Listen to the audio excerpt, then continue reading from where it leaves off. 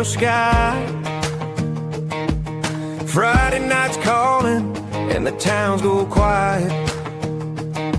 From Doug Shaw Memorial to John McKissick Field, Carolina football, it's the heart we feel. Pickup trucks line up, tailgates in a row, hot stadiums rocking, Abbeville's ready to go. The Sumter Gamecocks charge, Gaffney's standing tall, every small town's dreaming neath the lights of fall. Four-quarter Friday, where the heart beats pound, Carolina shuts down every town. From the first snap to the final play, we're living for the glory of a four-quarter Friday.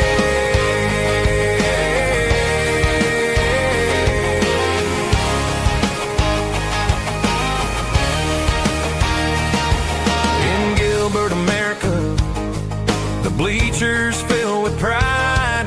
Cheerleaders shout, the band's playing, no one's staying inside.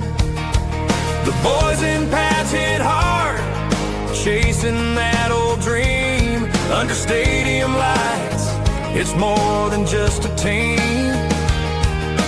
Mamas clutch their programs, daddies yell the calls, grandpas talk of legends in these hallowed football halls. From the low country marshes to the upstate's clay, four-quarter Friday lights the Carolina way. Four-quarter Friday, where the heart beats pound, South Carolina shuts down every town. From the first snap to the final play, we're living for the glory of a four-quarter Friday.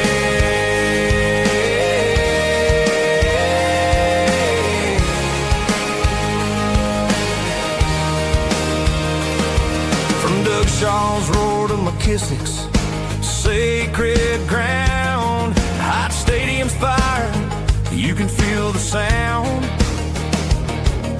Sumter Gamecocks fly, Gaffney holds a line, J-Mo run the dang ball, we're screaming for a sign. Rivalries burn bright, the clock's ticking down. On four-quarter Friday, we're the talk of the town. When the whistle blows and the scoreboard fades away, the lessons from the field guide us every day. Teamwork, grit, and pride, it's more than just a score. Carolina football's what we're fighting for. From the PD rivers to the upstate's misty hills, four-quarter Friday gives our hearts a thrill. Four-quarter Friday, where the heart beats pound, South Carolina shuts down every town. From the first snap to the final play, we're living for the glory of a four-quarter Friday.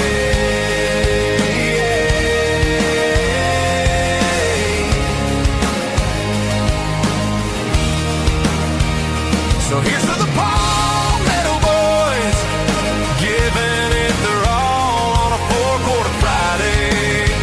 South Carolina stands tall.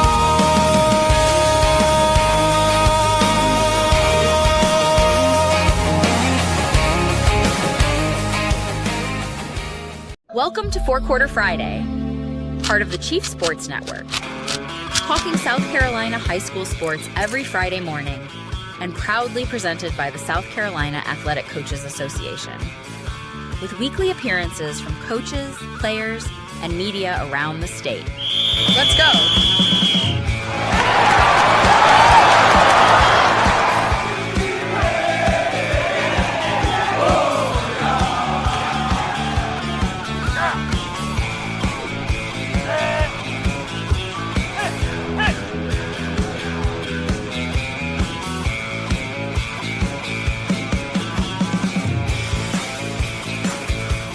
To kick off the first quarter. Happy Friday!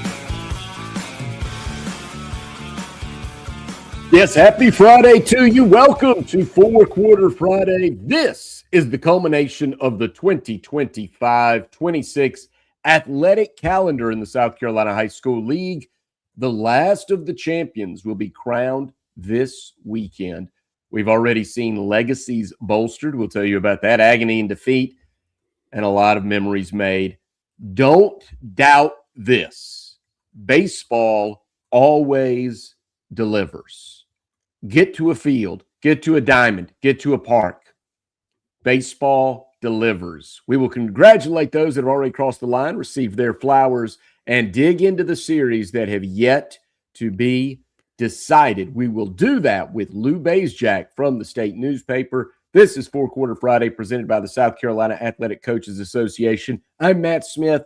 There is Rob Williams. Rob, we will get to your game in just a little bit.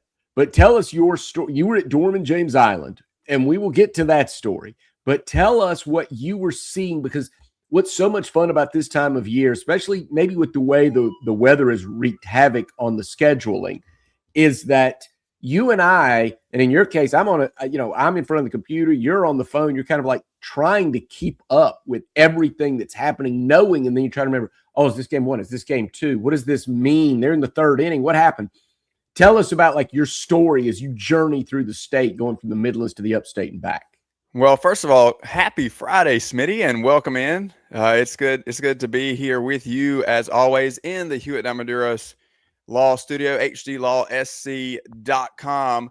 We're with you here every Friday, and fourquarterfriday.com, brought to you by On3 and Rivals, coming up very soon. My story, Smitty, has been an interesting one, as I have been able to kind of get around the Midlands and the upstate. To your point, I was at AC Flora on Wednesday, prepared to see game one there, and they sang the national anthem, and the teams were stepping onto the field, and then we got an announcement that there was a lightning delay.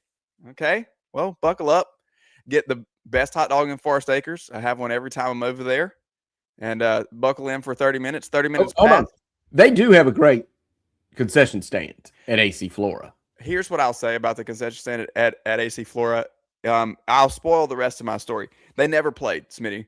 They never played. There was another lightning delay, and then the rain began to fall, and the tarp came on. But as I left the park, I heard one of the men walking over to the cash box, and he said, "We're out.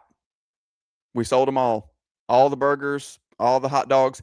They didn't even play a baseball game, Smitty, and they sold out of everything in the concession stand. So credit to them. That tells you exactly the quality of what's going on over there, fresh off the grill over there in Forest Acres. But yeah, so I didn't see any of that game one, because I was then going up to Dorman and James Island. And you're right, I ran into some trouble yesterday as my phone battery, Smitty, is doing this thing. Have you got if you're not over on the iPhone side of the world, but they begin to melt, I think, at some point. And I've had this happen with my last few iPhones, where after a year, 18 months, 2 years, somewhere in there, it gets really hot randomly. And when it does that, your battery life begins to just fade out. And that was happening to me yesterday. So I was nursing the phone battery, trying to post from Four Quarter Friday what's going on there at Dorman and James Island, trying to keep up with diamond prospects and in Forest Acres at AC Flora, keeping up with Lou Bezjak, who was at TL Hanna and Chapin. So many different things happening. It is tough to kind of keep up with it. I have the running notes in my phone, kind of spreadsheet style, for the Morning Minute to update every day. And as we've made our way through the spring, Smitty, it has become easier and easier, actually, as we're now down to just baseball and softball. I just have to update those two every day, and not soccer, lacrosse, golf. What am I missing? Boys tennis. I'm missing Soccer. Yeah. All of it. So Track. That's what it was. Yeah. So down to just softball and baseball, but we do have some winners, as you said, to celebrate today. Not the thriller in the upstate that maybe we were looking for in terms of the clash of titans and talent between Dorman and James Island, as a 6th spot in the bottom of the third really put Dorman out front. and put that one. I don't want to say out of reach. We've seen what we thought was out of reach in these playoffs. Mhm. It's not been out of reach, but I was sitting there and I was talking to the people that were around me, and that was kind of our thought process. I was actually sitting amongst some James Allen's fans, and it was just it's never over. But after that bottom of the third there for Dorman, it was actually over in Roebuck. So the Trojans not able to pull back within striking range, as they got one after that 9-3 deficit, and ends up being a 9-4 win for Dorman. So, but you can see the talent. Taj Marchand, Yeah. just finds the baseball when he's at the plate. Palmer Hornet, no, hold on. So every time he came up. Taj Marchand was like 4 for 4, I think, when they clinched over River Bluff, and that may have even been the game they lost in extras when he was 4 for 4. I think it was. And wasn't he like 4 for 4 last night too, Marchand? He just finds the baseball. I'm just telling you, Austin Alexander was with us before, and he said he swings at pitches that you shouldn't swing at, but he finds them and puts them in a gap. Them. Yeah. And that's exactly what he did. And to his credit, so did Palmer Hornet. He was able to go. I think he was 3 for 4 last night. Yeah, and it looks like it's on replay as he launches the ball into right field a couple of times. It looks like the same play, and that was the echoes around the stands where that looked exactly like the last at bat. Right. It's the ball. Like if you throw it where he can. Yes. Yeah. So that's right. So those that didn't get to play baseball at a high level, when you're at the plate against good pitching, and at this stage, it's good pitching that Marchand and Palmer Hornick and everybody is facing here in the state championships. Good high school pitching. It's supposed to be baseball is hard. Hitting is hard, like being defensive. But to your point, I've seen some of the film on this.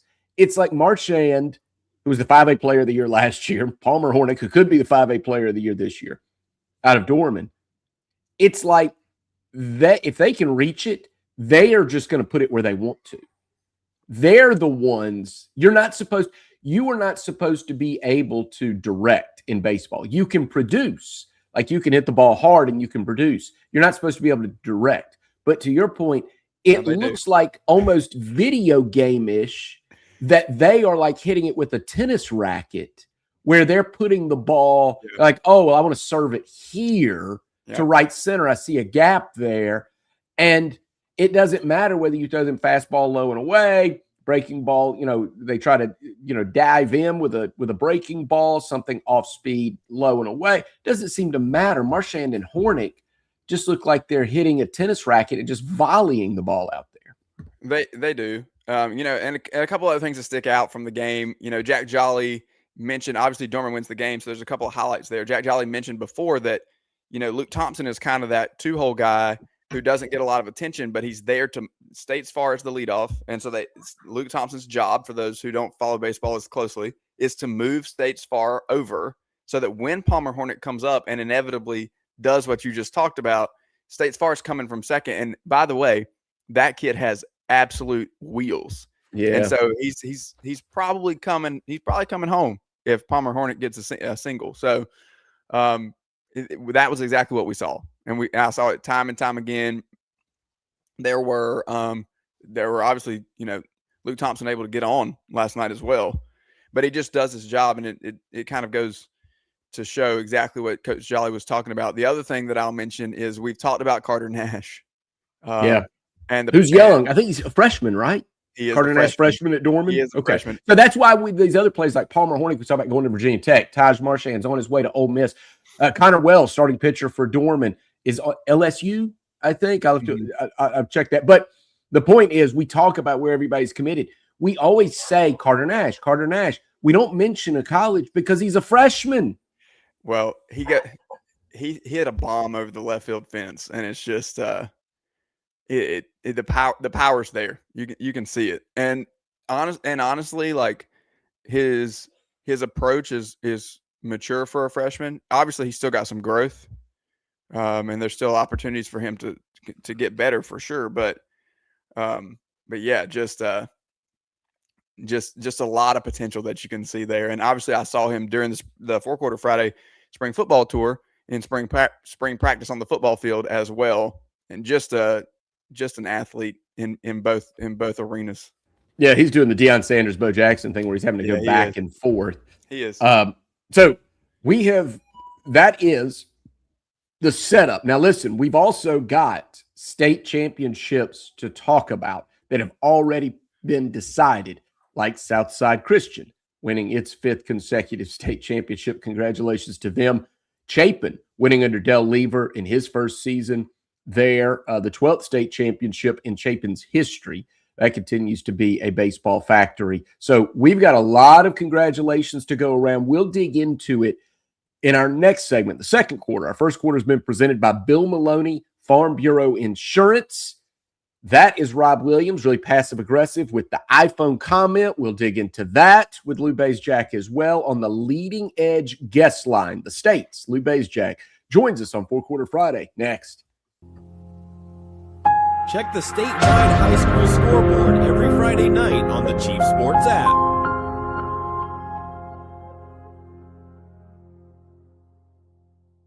If you have experienced any sort of damage to your home or business, smoke, water, fire, or mold, visit RestaProsMidlandsSC.com, proud supporters of South Carolina high school athletics. Leading Edge Fundraising is the #1 fundraising solution in South Carolina for middle and high schools, club teams, and colleges. At Leading Edge, a personal representative does the work for you to make more money in just 1 hour. Leading Edge is your solution. It's a one-stop shop for over 10 different fundraising options that all run off the same proven process. Don't stress about insufficient budgets or lack of materials. Contact Leading Edge today and raise funds fast. Leading Edge, South Carolina. Raise more, do more, win more. LeadingEdgeFundraising.com. When playing sports, you want a coach that will fight for you. At Hewitt Diamaduros Law Firm, we've got your back. Whether it's personal injury, insurance disputes, negligence, or wrongful death, our team delivers exceptional legal services that makes meaningful difference in the lives of the individuals and families we work for. Visit hdlawsc.com. hdlawsc.com. Hewitt Diamaduros, we're on your team.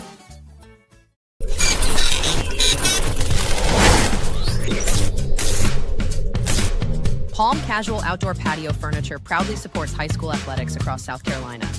If it's time to make your outdoor space the best it can be, with lifetime warranties and guarantees, visit one of our Palm Casual stores in Myrtle Beach, Bluffton, Somerville, or Mount Pleasant. PalmCasual.com. PalmCasual.com. Turn on the lights. It's Friday night.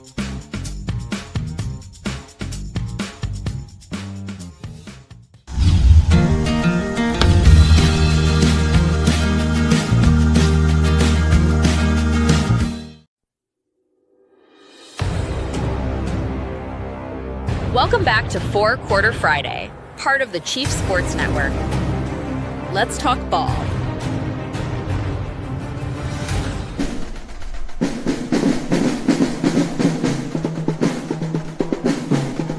Back on 4-Quarter Friday, presented by the South Carolina Athletic Coaches Association. Lou Bezjak joins us now from the state on the Leading Edge guest line. And Lou, it would not have mattered what you looked like, where you were sitting.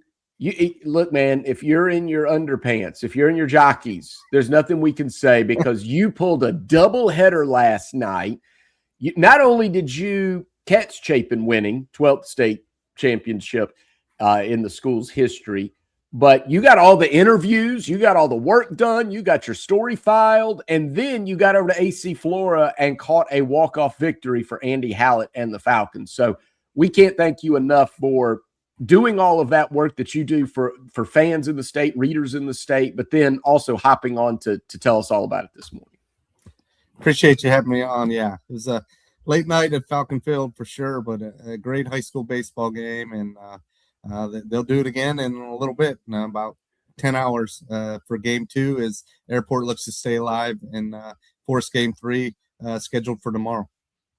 Lou, my first question is, as I was at Dorman and James Island last night, were we matching 2 days in a row, or was that just on Wednesday night at Flora when we wore the same shirt? Did you go with another one from the pack, or No, I doubled up. I different. I different. I'll probably wear one of those tonight. Yeah, the hoodie. Yeah, the short sleeve hoodies. So yeah. Oh wait, this is the short sleeve. See, I wasn't there. I didn't see you guys. So this is like a Lamont Paris look that you guys are following here. The short sleeve. Oh, it's like a Bill Belichick. Yeah, it's sort of. Except we don't rip our sleeves, but yeah. Yeah, something like that. You don't rip them. You just buy them that way. Yeah, Bill, you could buy them that way. He could be what a gorilla.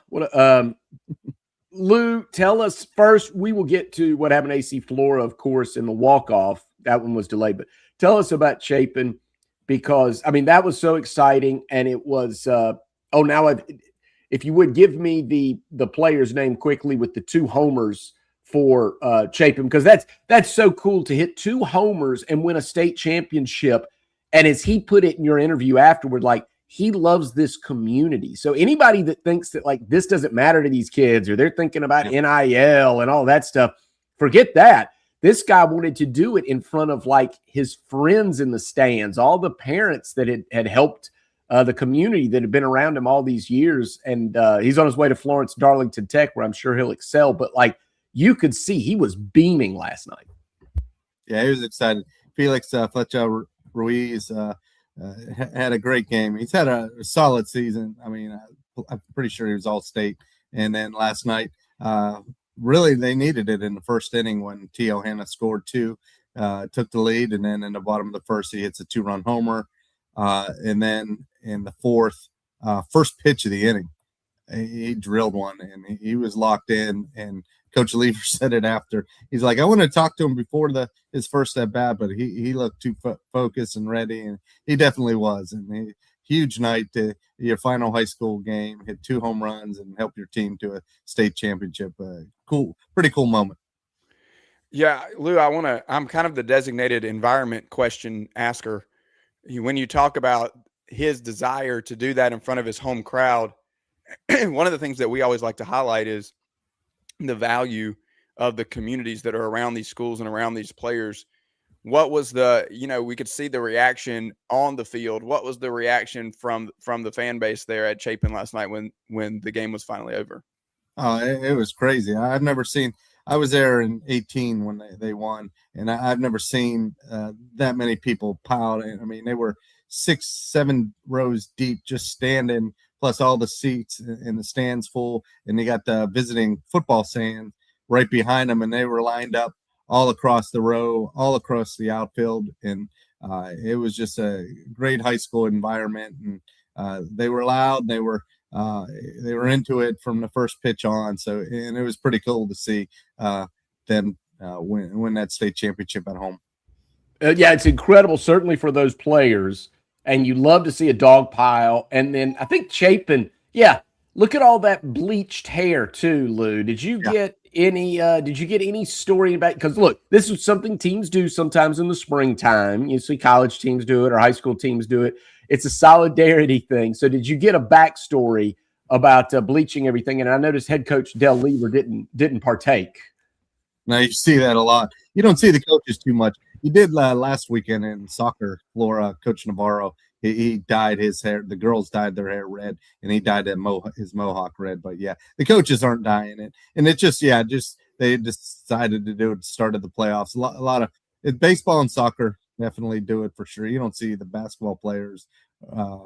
Usually don't see football do it either. But it was pretty cool. That was as solidarity, and everyone had the blonde hair, and probably will be trying to get it all out today. Get that blonde hair and go back to normal. Yeah, but it looks good though if you're living that lake life, right? You get the tan, you got the bleached hair. It works for them. Tell us a little bit about Del Lever as well, because here's someone. This is the dream. I don't know if he knows precisely how to react, because he's been an assistant coach all these years around Chapin, just knowing that power, the draw of that community. He takes the job, and then in his first season there, lands on top, leads his team to a state championship. So, I mean, look, all year long they were great.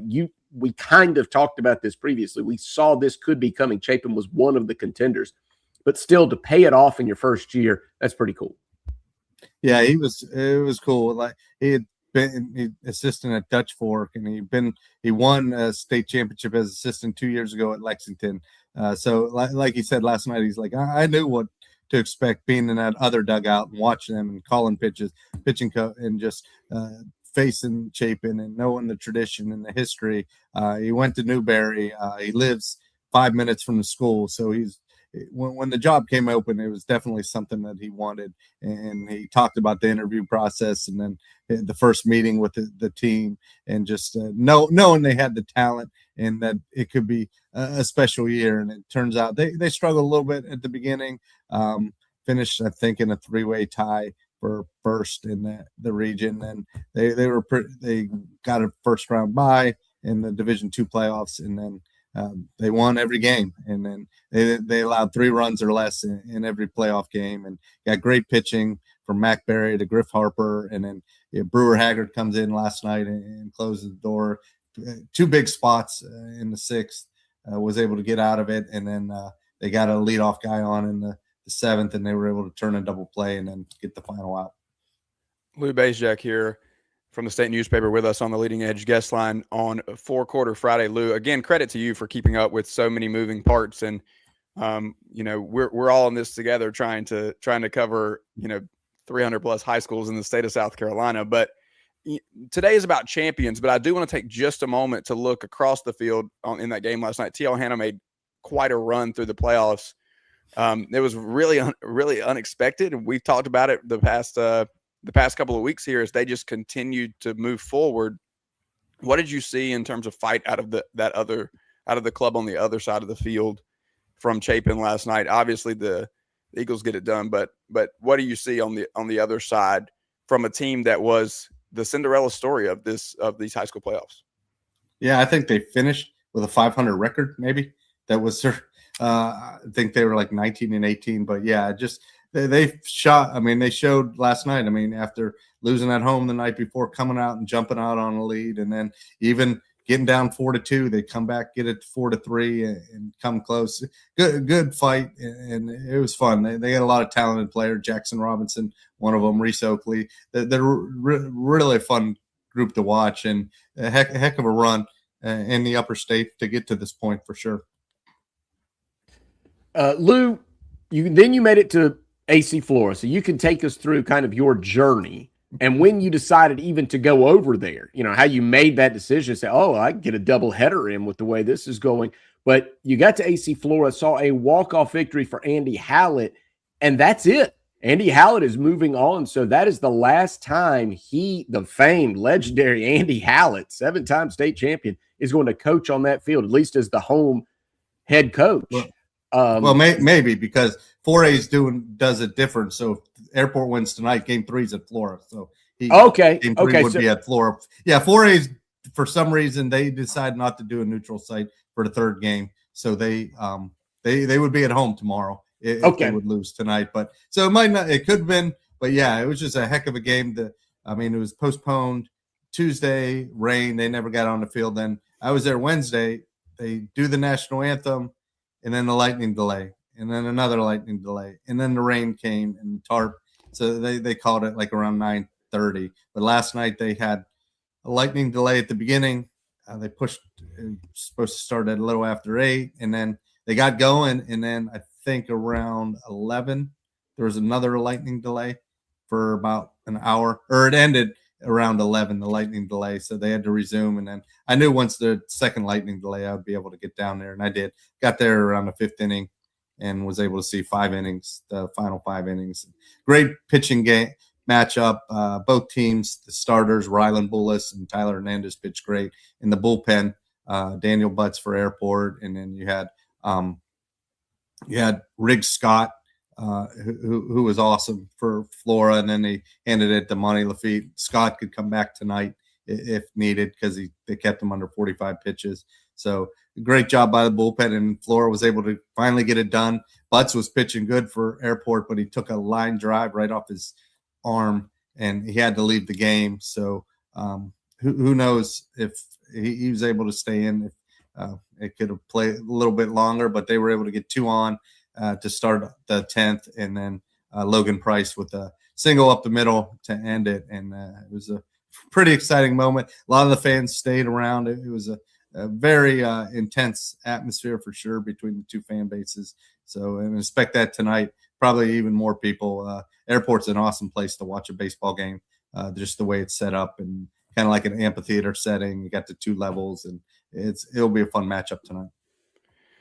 Yeah, Lou, I told Smitty earlier, maybe this was off the air, but I had a similar thought process as you. But coming from Dorman, I wasn't sure I was going to make it all the way down there to Forest Acres last night. Had I known it was going to go 10 innings, I could have just kept driving past my exit and come on down. But no, I want to ask. I was going to ask about Rick Scott and Monty Lafitte. I heard, obviously Coach Hallett said last night Monty hasn't pitched in about a month, I believe, and Riggs being a younger guy, the younger brother of Charlie Scott, who is probably the name that South Carolina high school baseball fans may know a little better. What did you see out of both of those guys? Because you really needed a gutsy performance from both of those pitchers to come in and kind of hold it. Coach Hallett also mentioned not a lot of runs, not a lot of base runners, which has not been typical of this AC Florida team. That's what happens when you're off for a week. What did you see out of those two pitchers who, after Hernandez is out, are maybe not the expectation to come in and be the heroes? And on that note, Logan Price as well. Yeah, Scott has been solid all year out of the bullpen, and he's got a lot of energy. I know walking off the mound in the 1 inning, he was really fired up. Yeah, great athlete. Like you said, he's Charlie's brother.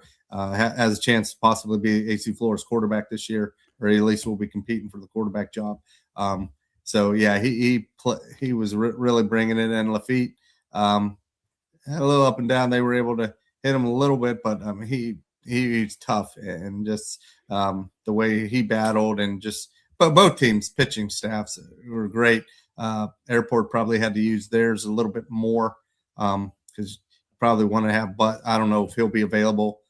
But especially pitch count and an injury, and they can bring in Dunlap, who's kind of tough to hit. He had 3/4 motion, so it makes it a little tough. So it's going to be interesting how both teams use their pitching tonight. We'll have Cash Epps going for Airport and Sam McCutcheon for Flora, so it'll be another great pitching matchup. Don't expect maybe a lot of runs tonight either, just the way both pitchers are throwing in the postseason. Lou, we'll shift gears just quickly. I want to get your thoughts on softball in just a moment, maybe from a big picture perspective. We make sure we talk about some of those championships that have been claimed.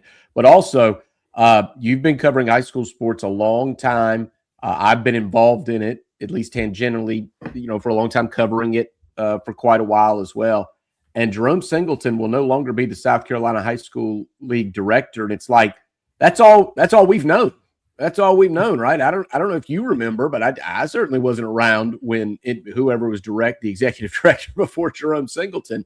So what do you know about what will come next, I guess, for the South Carolina High School League and what the future may hold? Yeah, vaguely remember Ronnie Matthews, who was before Jerome. It's they voted this week to have the Personnel and Finance Committee conduct interim commissioner. They hope to have, I was told that they wanted to have it in place by July 1st. So interviews could possibly start as early as next week when they get the candidates.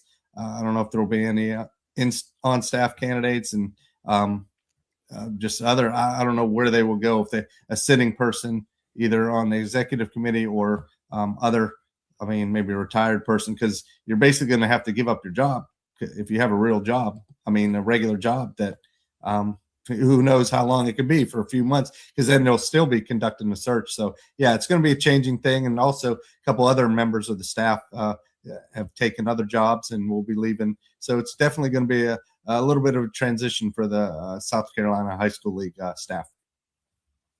All right, and what about softball, Lou? Just we're obviously going to list those championships and those champions coming up, but just from a big picture perspective, Lou, about what you know about some that have been claimed and your thoughts on some of the softball championships we've seen. Some of them, as we highlighted at the beginning, legacies have been strengthened, and then a couple surprises. Yeah, I mean, you got Somerville win another championship. They've been strong. Them and Burns playing in this championship, no surprise there.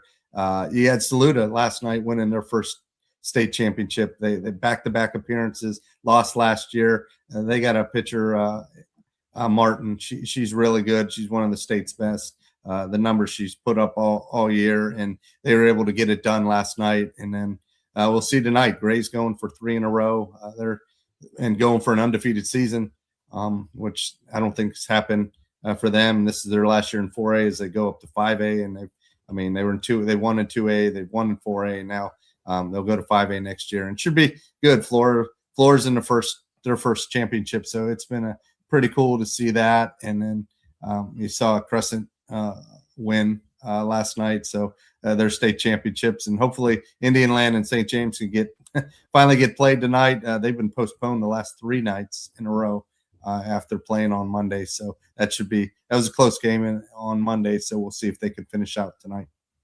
Lou, we thank you so much, man. I hope you can hibernate in July. You got a vacation coming up? Yeah, a couple. Yeah, so I'll be good, but yeah, we get through this. Hopefully, we'll finish up tonight, tomorrow. Doesn't have to go to next week because I know the forecast doesn't look great for Saturday for games that are supposed to be played. So we'll see. But it's been crazy. fun. Isn't it crazy? We had almost no weather through all of this, and then it got to state championship week, and it was like, yeah, let's rain it every day. Yeah, like the whole season. I don't think they could handful like the whole year of postponements and that. And yeah, it's hopefully good weather tonight and no delays in tonight's matchups. Yeah, they had to blow the dust off the tarps. They had to get cobwebs off the tarps, then bring them out. Lou, man, we appreciate it so much. We'll see you on the football fields, on the sidelines this fall, this Friday, the Friday night lights this autumn. And Lou, we appreciate the heck out of it, man. And we'll, of course, follow you as you close out the academic athletic calendar here for us. Appreciate it, guys. All right, Lou Bezjak from the State Newspaper. We'll take a quick break, and when we come back, Leading Edge guest line will feature Heather Tucker, head coach for Somerville softball. She's just won another state championship, so we will give her flowers and talk about her team when we come back. This is Four Quarter Friday. Leading Edge Fundraising is the #1 fundraising solution in South Carolina for middle and high schools, club teams, and colleges. At Leading Edge, a personal representative does the work for you to make more money in just 1 hour. Leading Edge is your solution. It's a one-stop shop for over 10 different fundraising options that all run off the same proven process. Don't stress about insufficient budgets or lack of materials. Contact Leading Edge today and raise funds fast. Leading Edge, South Carolina. Raise more, do more, win more. LeadingEdgeFundraising.com. Insurance protects you from accidents you can't see coming. Bill Maloney with South Carolina Farm Bureau can handle it all with home, auto, and life insurance options. Bill is the ultimate family man, and he'll treat you like a part of his family too. Call Bill and feel safe on the road and at home. South Carolina Farm Bureau is offering new auto rates across the state, so don't wait. Call 803-637-6246. Bill Maloney, protecting your family like it's his family.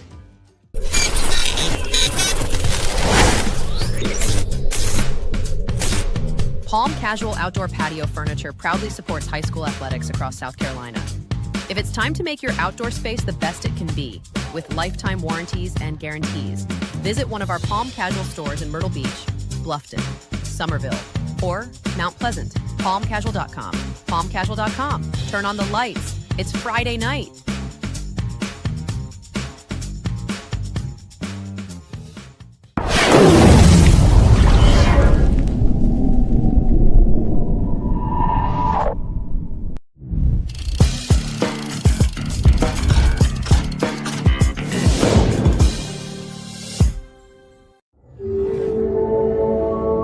It's the Four Quarter Friday High Chief Sports Network. Proudly covering high school athletics across the state of South Carolina with accurate, trusted analysis, in-depth interviews with coaches, media, and players, and quality information. Every Friday at 9 a.m. We're here for you. Proud partner of the South Carolina Athletic Coaches Association.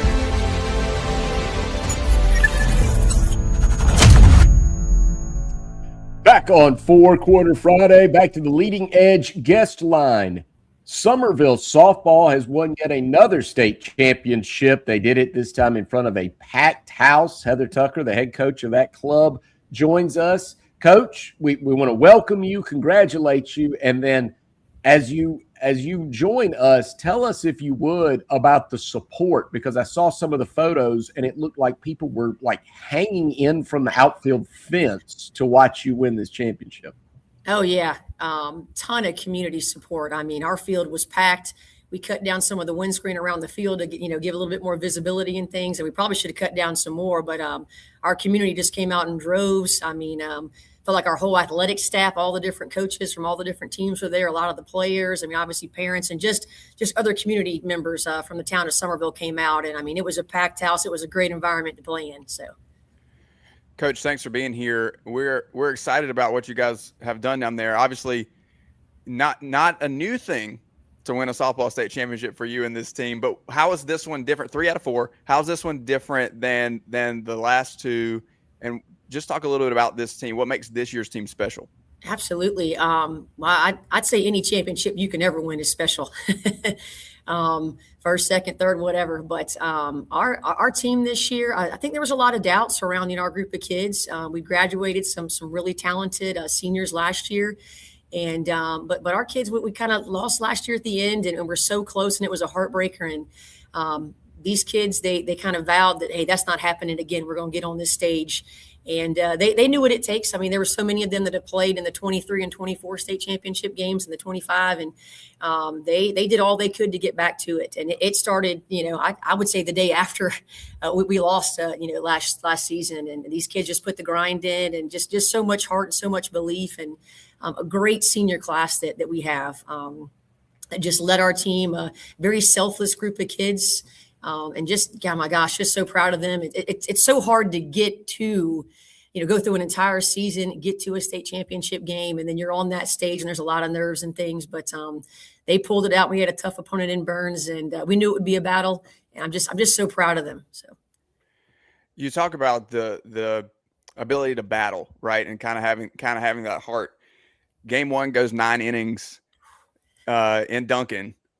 What did getting that and a delay there as well, it's kind of been the theme of this championship week.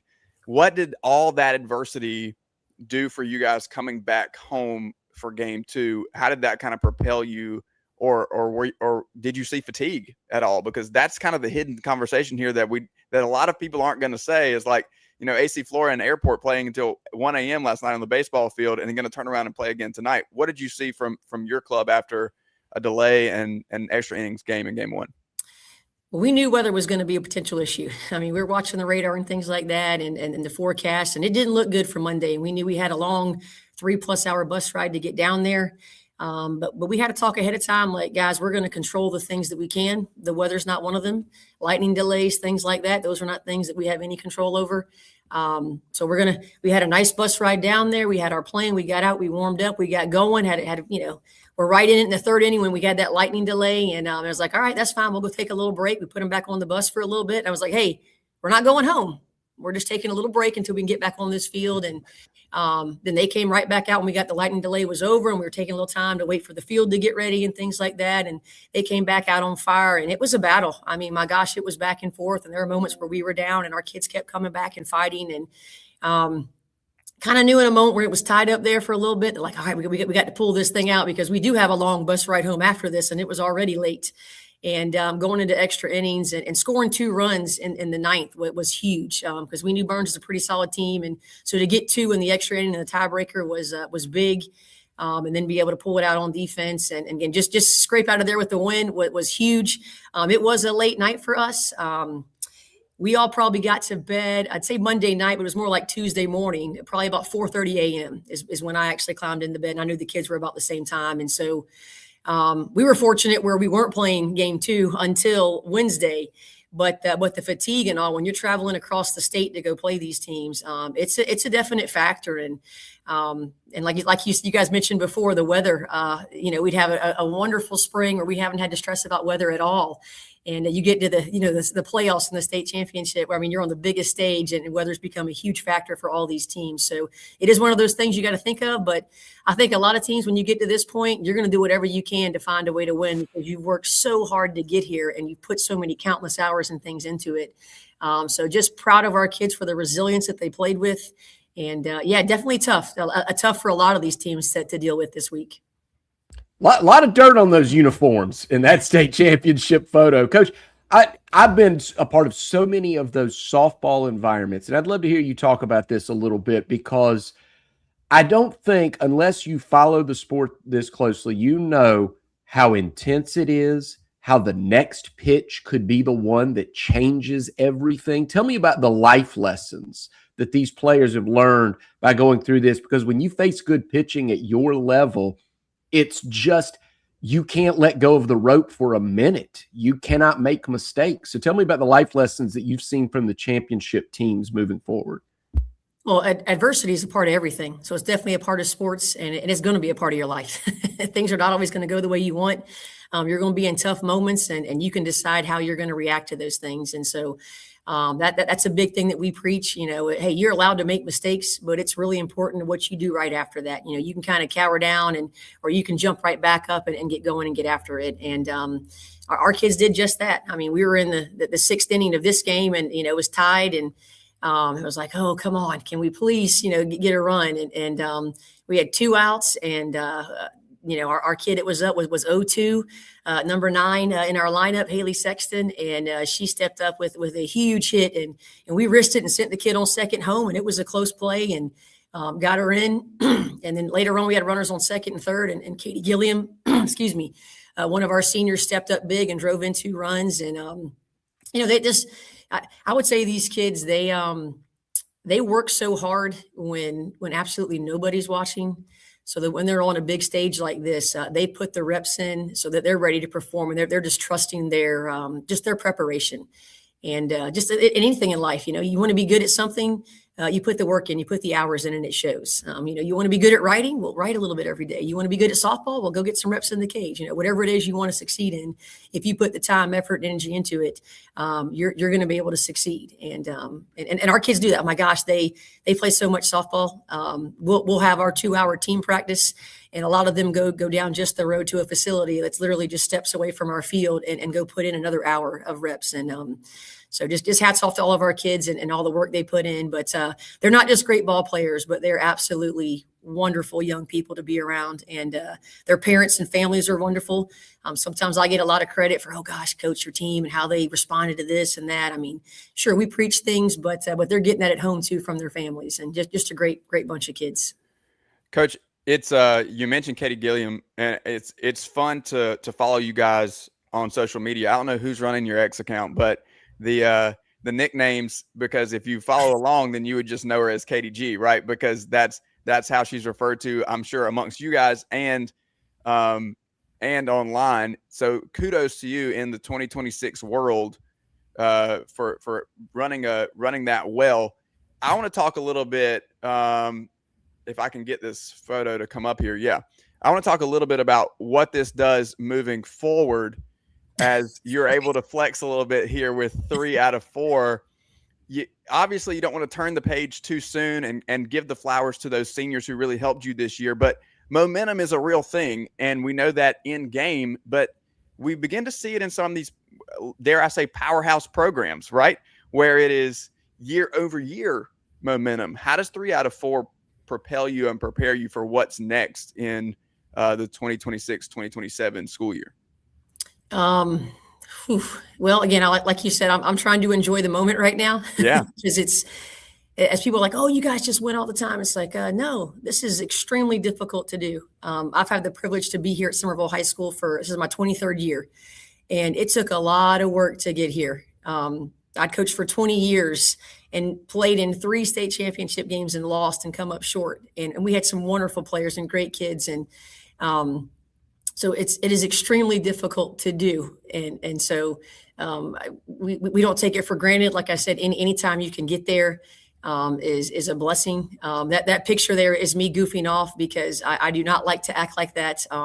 We have some sayings in our program: stay humble, stay hungry, and we're very much blue collar and putting the work in. But we've been able, it's kind of like once you get over the hump and you finally win the first one, it's amazing the belief that your kids have. And that's something special because they got to have it in their heart and they got to have it in their minds that they're capable of doing great things. And that's just something we preach, we also talk about, you don't have to be perfect. This game is a game of failure, and you don't have to be perfect. You just got to be one run better than the other team on game night. But our kids, again, they work hard. We start working in the weight room in August. Actually, over the summertime, we start working. But they start getting up. We do weights at 7 a.m. in the morning, and they've all asked for that time to get. They like to get up early and get that workout in, and then get ready for school. And it's just wow. The work that they put in, that they bought into. But it took a group back in 2023 to really help us get over that hump. And as these other kids are coming through the program, they see what it takes. They're watching their older counterparts and just kind of trying to replicate. Okay, hey, what do they do? And Katie Gilliam's a great example. A lot of our players, some of our younger kids, just look up to her and how she plays the game and how she carries herself. She's extremely humble. One of the hardest working kids I've ever had. And she's been playing on our varsity team. She's in 7th grade and been a huge contributor. And we're definitely going to miss her a ton. Her leadership, the way she plays the field, how she helps everybody on our infield. But not just her. Another senior, Jaden Bennett, who was on the 2023 team, held down center field for us for the last 4 years. Great leader, leads by example, works so hard. And another senior I want to mention is Daphne Frady, who pitched for us this year. She'd almost, a lot of people would describe, she kind of waited her turn to get on the mounds, but she wasn't just waiting, she was working in the background. And when her moment came this year, she wanted the ball for every game, and she really stepped up. And just, I think a lot of our players, looking at a lot of those seniors and even some of our seniors that graduated last year and the success that they had, what are the things that they were doing? How did they act on the field? How did they act in big moments? And just learning and growing. So when you've got a group that come through that have done it the right way, the younger kids are just kind of following their lead. And so it's really all the credit goes to a lot of these kids. So, Coach, we love hearing about that. And thank you so much for listing those players. Congratulations to you. Congratulations to those seniors. I encourage you now to go wear what you're wearing and go walk down Somerville Main Street, soak it up, because I know the community is so excited about getting another one for you, Coach. Yes, sir. All right. Thank you. That is Coach Heather Tucker, 3 out of 4 at Somerville. Yes, we'll be back in touch, Coach. We'll be having you back on, I'm sure, next season as well. Have a great summer. And we've got to take a break because we've got more to talk about. Rob, we've got regionals as well. We've got some high school players that played in our state that will take center stage in college baseball today. The national championship tournament. We've got players from Coastal Carolina, USC Upstate, and many, many from the Citadel. We'll talk about those when we come back. Also, we'll wrap it up with, hey, what to watch for this weekend, because state championships have yet to be decided in some of the classifications. We'll set you up for that, tee you up for the weekend when we come back as we wrap up 4 Quarter Friday.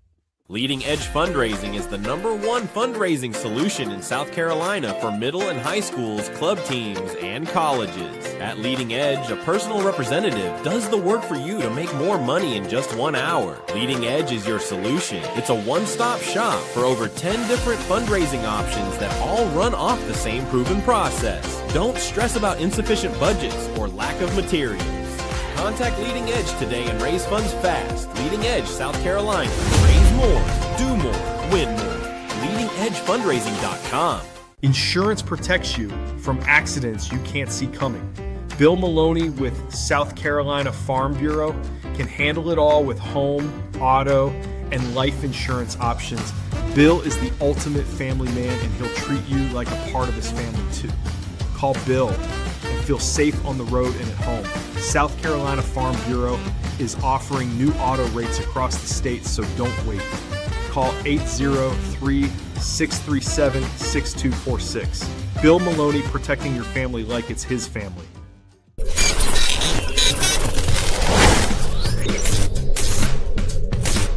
Palm Casual Outdoor Patio Furniture proudly supports high school athletics across South Carolina.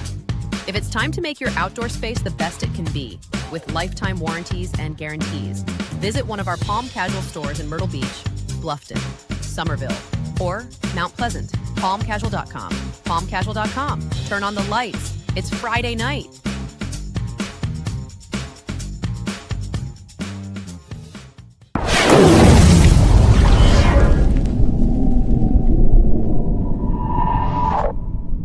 Back to wrap things up on four-quarter Friday. We roll to a close. Matt Smith and Rob Williams. We may have to wait until next week to get to Rob and Jamie Bradford from Inside the Gamecocks making fun of me for not having an iPhone. You'll hear my retort at some point, but I want to get this out. When we do four-quarter Friday and we celebrate all the championships, all the accomplishments, and I'm glad, Rob, by the way, you pointed out TL Hanna, who didn't win the championship but went all the way to the final game. Crazy. The way they fought, the way that TL Hanna team fought their way into the playoffs late and then made their run before falling to Chapin in the state championship series, that's something that deserves to be highlighted. We will continue to do that throughout the summer. We won't take a step back because we've got a lot to cover. But it's not just, we don't just ignore these great athletes once they move on from our high schools, many of whom have gone on to play college athletics elsewhere, meaning outside the state, but also inside the state.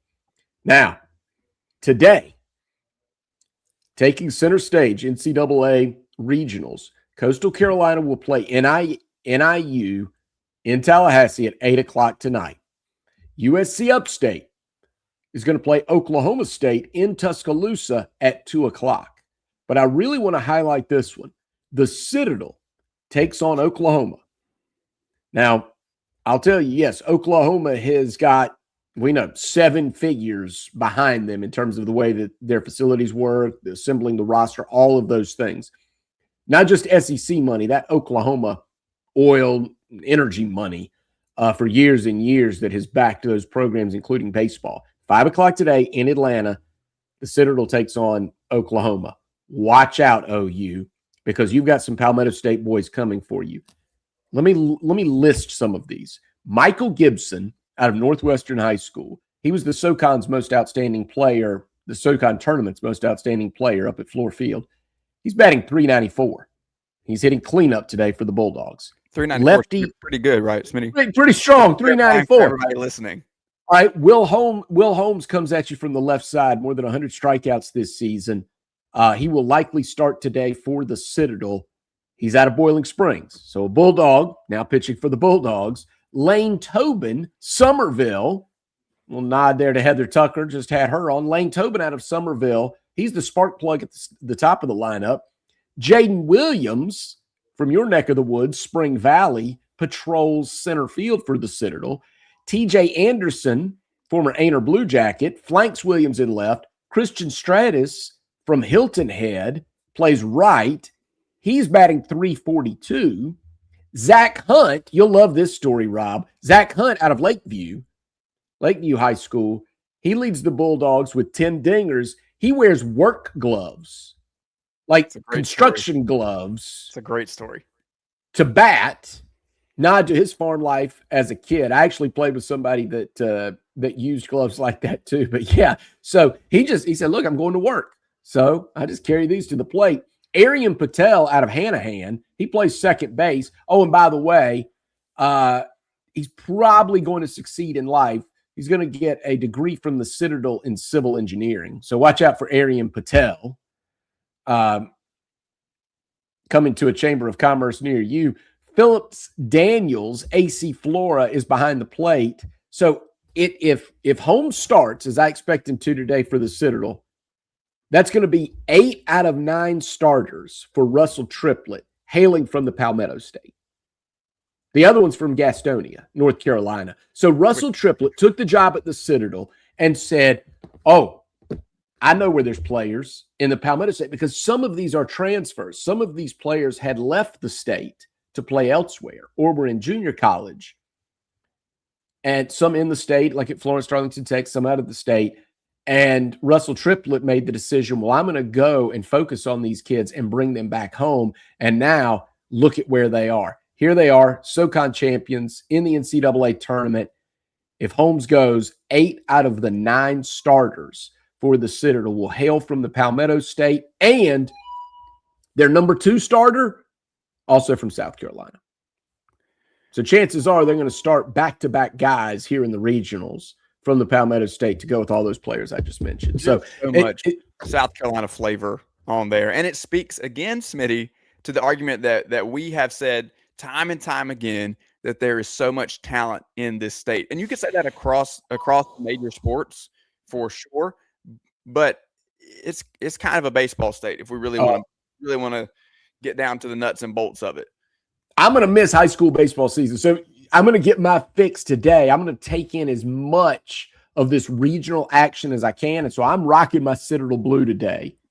Go Absolutely. Bulldogs, go Russell Triplett, go Northwestern and Summerville and AC Flora and Boiling Springs and Ainer and Spring Valley, all you guys. Congratulations already on being the SoCon champions. Now go get you a dub against OU. See if you can't shock the world. Again, Airport is hosting AC Flora tonight, 7 o'clock. Rob, I don't know if you can be at that one, but I'll tell you, man, that one is going to be intense with the way they treat baseball at Airport. It absolutely will be. Backs against the wall. Speaking of, James Island will host Dorman tonight. Their back is against the wall. A couple of big-time matchups in 4A and 5A ball there. And a reminder, in softball, Hannah Pamplico up 1-0 against Whitmire in Class A. And then in 4A, like we mentioned before, Gray Collegiate is up on AC Flora 1-0. And then the St. James Indian Land 5A Division II Game 2 has been delayed. It'll happen tonight, we hope, Smitty, at 5 o'clock. So St. James wins that or leads that series 1-0, an opportunity for them to close it out tonight, or for Indian Land to force a Game 3. And I'll just say this too, as we get ready to close out here on 4-Quarter Friday. Good news coming to us as we're on the air today. Stay tuned. 4quarterfriday.com will be here before you know it. That's right. And look, we can't get to it all in this hour. I've got to say this as we roll into Inside the Gamecocks elsewhere on the network.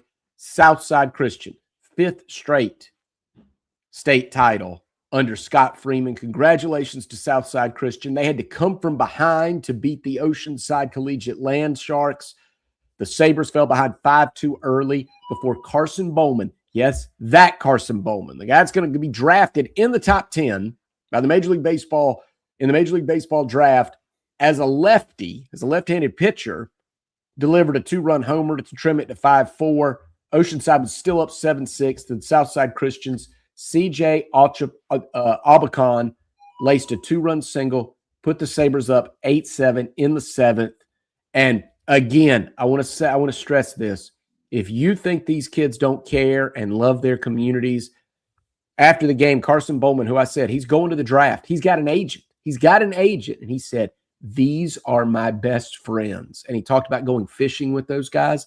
Memories were made. More will be made tonight. So follow us at 4Quarter SC and look for 4quarterfriday.com coming soon near you. Rob, thank you. We'll get into the iPhone thing when we come back next time together. Inside the Gamecocks with Jamie Bradford is next.